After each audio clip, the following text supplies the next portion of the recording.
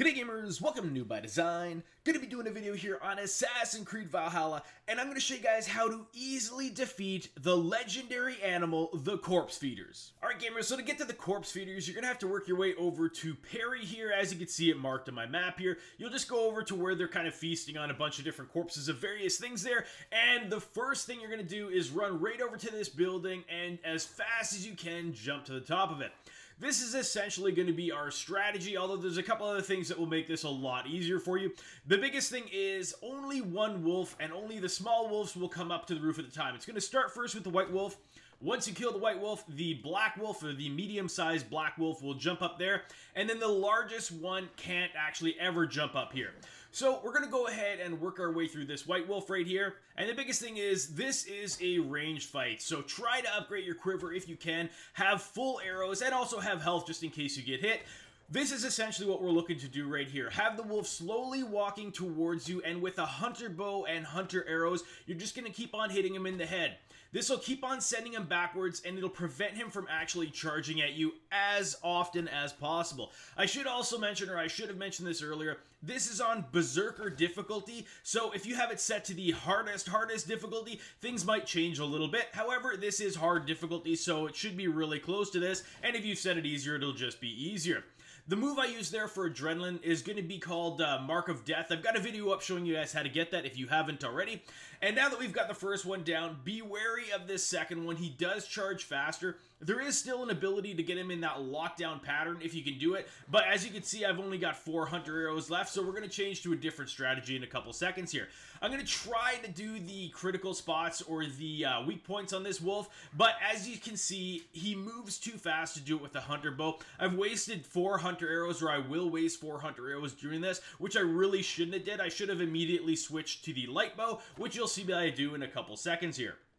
Again, the biggest thing with this is try not to get knocked off. Obviously, that's going to take a huge amount of damage, but also in addition to taking damage, it's going to cause you other issues because you land on the ground, and the only way to get off the ground is to do your adrenaline roll, or to burn your energy roll, I should say, rather. As you can see right now, I'm switching to my light bow. This is so that I could have better success or a better chance at hitting those weak points and getting the stun in so that I can do a lot of damage at once with that stun move that you can go ahead and do after you've stunned him.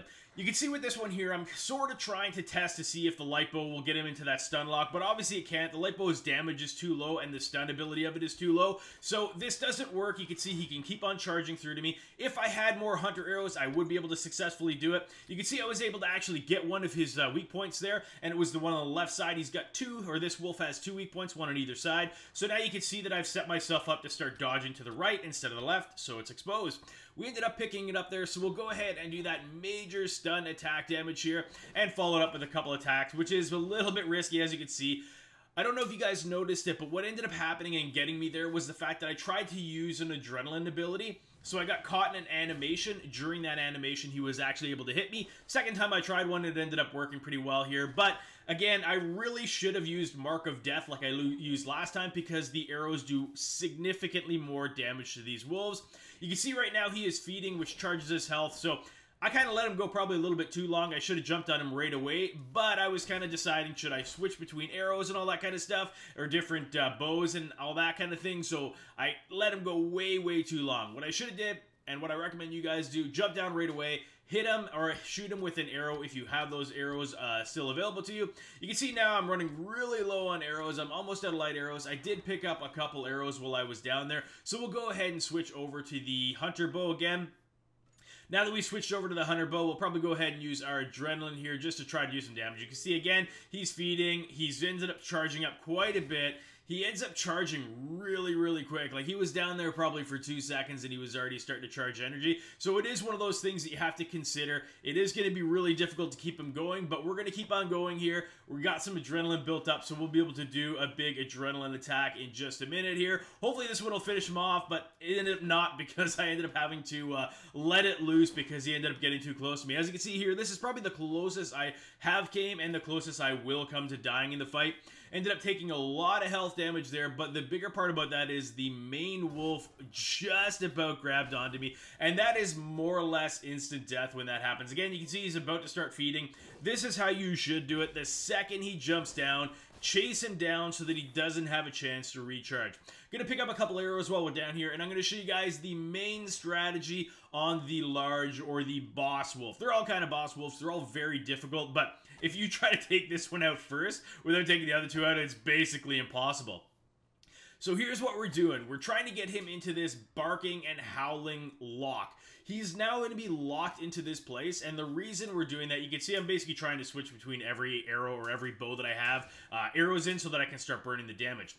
When he gets into that howling lock, he does not move. So we're going to go ahead and switch to our predator bow, which we've saved our arrows from. Actually, I accidentally switched to my light bow here. But what we're going to do is right after this is we're now going to switch into our predator bow.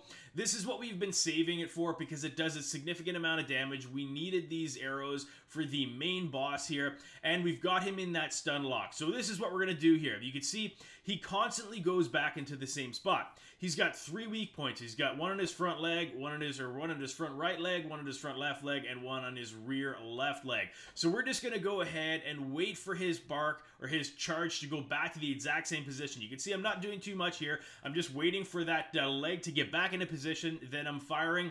Now we've got the stun lock damage here, which I'm not really high enough level for this to do a significant amount of damage, but as you can see, it did pretty good. Now I'm going to speed up play here because all I'm doing right now is running around the entire field, collecting arrows because, like I said, this is an arrow fight. This is a ranged fight. You need to do as much damage as you can from range. We're now just going to sit up here and try to get him into a stun lock again here. He's not really into it right now, so basically we're just going to keep on shooting arrows. Now he's got back into that howling kind of locking area here, so we're just going to keep on plugging these predator arrows. Try to make it so that they're headshots. Obviously, you can see it was low 50s when we did it, and we missed a critical shot. In the headshots here, we're getting 134, 132 every single time.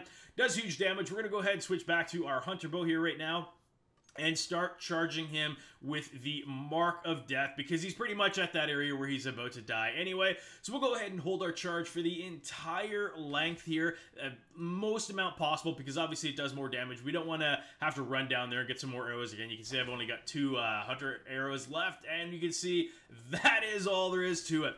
This method was probably one of like 13 different methods, and I probably went through this fight 20 times just to try to find an easy way for you guys to be able to do this. So if this was helpful for you guys, I really would appreciate if you guys would take the time to click that like button and let me know in the comments below that this method was helpful for you guys. That way I can put the future ones out in a similar manner. As you can see, we turned it into our hunter's hut here, and it got us a hollowed monolith here. So that's going to be one of the ornaments that you can put kind of around your city here. So we'll go ahead and do that. Before we end this video, we'll go ahead and put it up so you guys can see at least what all that work was and what it ended up getting you. You can see it is here. We got the cat one there before. We'll throw up the hollowed monolith here and then take a look at it outside here. You just can't see the whole thing because it is very big, but it does look pretty awesome. Anyway, gamers, that is going to be all there is to this video. I'm going to be putting out a whole bunch more content on Assassin's Creed Valhalla, so go ahead and hit that subscribe button to be notified every time a new video comes out.